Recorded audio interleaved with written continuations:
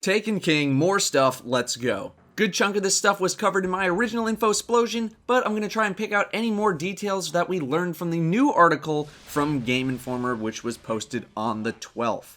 So first, they spoke about the story and how it feels much more cohesive. It's not just a bunch of stuff without any context anymore. The context for the Taken King, as you probably know, is you killed Oryx's son, and he's kind of mad about that.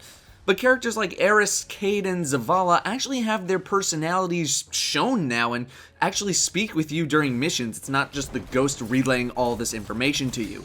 The Vanguard basically know that you are the Guardian for a lot of things now, seeing as you took down Atheon and Crota. The Dreadnought is sounding undoubtedly better than all of the current patrols. While you can't use your Sparrow in the Dreadnought, moving around shouldn't be that difficult of a task. There's a lot of fighting going on combined with small passages and a good amount of platforming. Quote, there is one exotic weapon Bungie has broken into 50 pieces and scattered across the Dreadnought. So, yeah, there's that too, which sounds awesome. You'll see Hive and Taken on the ship, but also some Cabal, seeing as they have a bone to pick with Oryx as well. The Dreadnought is an extension of the endgame, where enemies are actually the endgame level, and where some stuff doesn't open up until you hit level 40. The Taken War is a structure of quests and missions, which opens up after you've completed the first story missions. Next, the article goes into gear and leveling, which is getting flipped around a bit. I do have a video explaining what is happening to light and gearing linked in the description, but basically all of your gear now has an effect on your light. Each strike, mission, and the raid have recommended light levels. Your light stat is now basically just a number that says how strong you are and will calculate damage taken and damage dealt accordingly. It's easy to tell if you're getting an upgrade. If you equip something and your light goes up, it's probably an upgrade. They mentioned sacrificing other guns to upgrade what you currently have, so instead of just dismantling that crappy legendary, you can possibly sacrifice it to a weapon that you enjoy using, which makes those not so good drops count a little bit more. Even ghost shells, yes, they will exist now, can have an effect on your light stat, as well as class items, although that assumption is based on the build that I played at E3. Ghost shells now come with bonuses and stats, like being able to see nearby materials or increased glimmer for killing a certain kind of enemy. With the new allegiance system, you no longer have to wear a class item with a faction on it to gain reputation with that faction, which lets you use something that you actually want to use. There's more minor stuff too, like the new emote slot and picking which weapon displays on your back in social spaces. Gearing up in Year 2 is going to start pretty quickly, with green items potentially replacing your legendary gear after the first couple of new missions. Bungie is also continuing to tune loot drops, where now, quote, the loot backend will pay attention to what you need for a meaningful improvement. It offers variety in armor and weapon type from what you've recently gotten, and also tries to avoid repeating the same gear, end quote. Now, of course, this system won't be exactly perfect, and you won't always get the exact thing that you need, but it would be lame if every drop you got sent you immediately to the top tier. We've come a long way from the forever 29 days of Vault of Glass. Speaking of gear, let's move to the tower. The shader and emblem kiosks were spoken about, where now instead of having to hold all your shaders and emblems in your inventory, they're now at these kiosks, although you still can hold as many as you can now in your inventory if you so choose. The kiosks let you grab any shader or emblem that you've already gotten, but if you don't have it, it tells you how to get it. Game Informer hopes that there's something like that for our exotic weapons, as do I, as it would free up an insane amount of space. Hopefully it would keep track of how much you've upgraded the weapon as well. That would be pretty nice. They spoke about the gunsmith, who now offers arms day purchases, and spoke about the prototype weapons, which are basically bounties into the guns. We've kind of gone over this. Complete the bounties to level up the gunsmith to unlock arms day purchases. An arms day purchase allows you to essentially buy a legendary weapon from a certain foundry, but is randomly generated otherwise. Vanguard and Crucible marks are combined into a single mark, as are the armor materials for each class. To convert your current plating, wire, and essence, vendors will have the option to exchange your old materials for the new ones at a rate of 1-to-1, which should make for a pretty painless transition. Xrd is also selling a new item called 3 of Coins, which boosts your chance of getting an exotic on the next boss you fight against. There is no word if this effect stacks at all, meaning we don't know if you can buy a whole bunch of them at once to really boost your chances. 3 of Coins is the name of the item, we do not know the price of this item just yet. I imagine the currency will be strange coins, so for those who have been asking on how they can start preparing for the Taken King, here's tip number 1. Do your weeklies. Tip number 2, I guess, would be start stocking up on materials, but I'll hopefully have a video soon on how to prepare. Next are strikes. They discuss a little bit more about how strike bosses are no longer these endless bullet sponges and now have raid-light mechanics, which is a very welcome change. Also, quote, at any given stage of the strike, we were told that Bungie has set up 2 or even 3 different encounters that could show up. Maybe it's a fight against the Cabal one time and then the Taken the next time. They've even recorded multiple versions of the dialogue so that on a subsequent run, you might get new bits of lore, end quote. This sounds very good to me, aiming at replayability, although I would not expect that replayability to last forever. The strikes are now offering little bits of story as well. They go on to talk about some of the lore of the Sunless Cell, but I don't want to give any spoilers, so go check out page 3 of the article, linked in the description, if you want to go read about it. The Vanguard playlist is also getting a rework.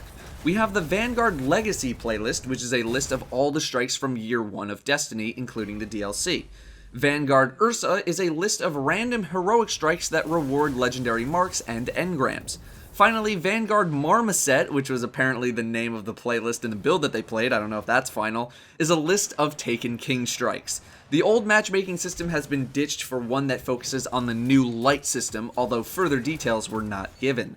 Lastly, Nightfall strikes are getting changed for the better, where designers are making an increased effort to handcraft the modifiers each week, which is great. Next up is Crucible, where they spoke about the maps and the modes, but this is stuff we've been over. Zone Control is a new mode, which is basically Control, but where holding the flags gets you the points and not the kills. Salvage will also be a mode that's around all the time, not just whenever Bungie feels like it. There are also way more bounties now. Class bounties, fireteam bounties, featured playlist bounties, trials, and weekly bounties too.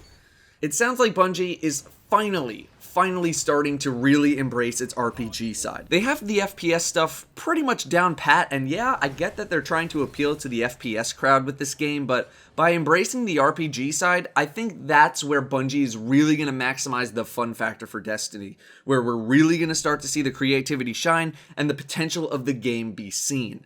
Good things sound like they're coming our way.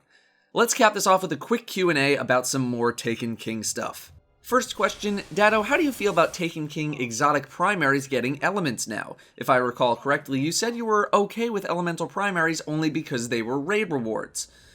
Well, the reason I was uncomfortable with exotic elemental primary weapons in Year 1 of Destiny was because pretty much all of them dropped randomly, whereas the legendary elemental primaries only came from the most difficult content in the game. I think it would cheapen the experience of getting an elemental primary if they could just be earned randomly. They're supposed to be this representation of conquering the most difficult content, not just getting lucky.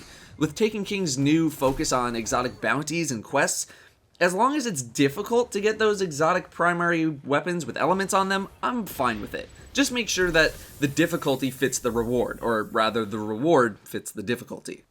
Next question, do you think the game is better off not having weapon reforging but instead have armor reforging? I personally prefer not everyone will be using the same weapons and the same perks, and I'm asking this because the E3 build did not have reforging on weapons. Thoughts?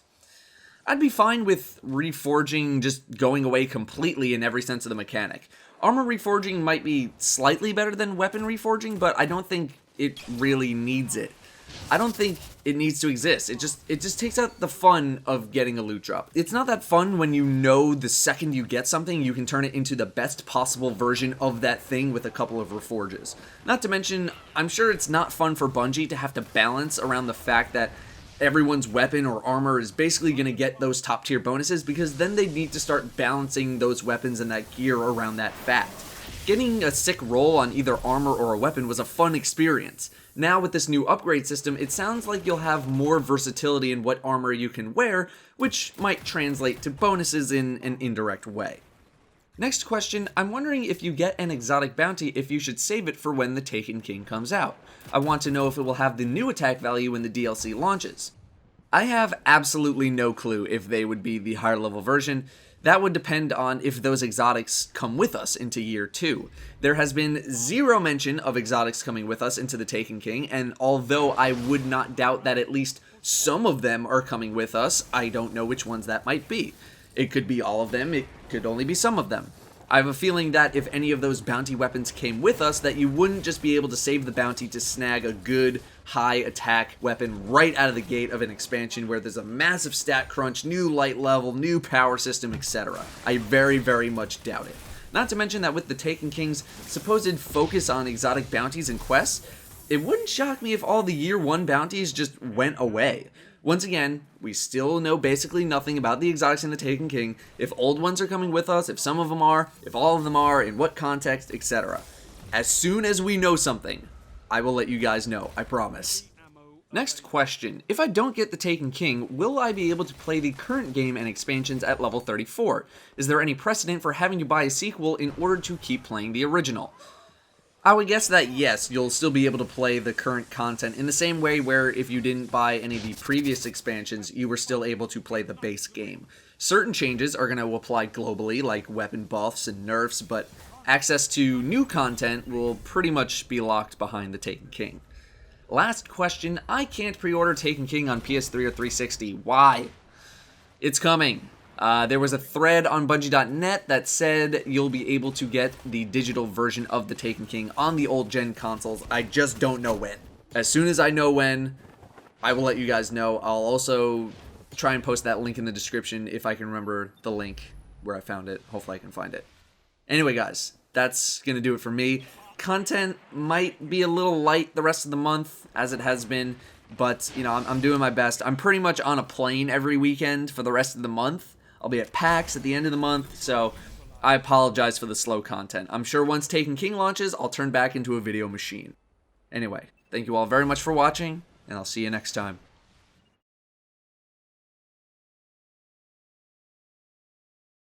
The shader and emblem kiosks were... Kiosks. It's such an annoying word. The shader and emblem kiosks...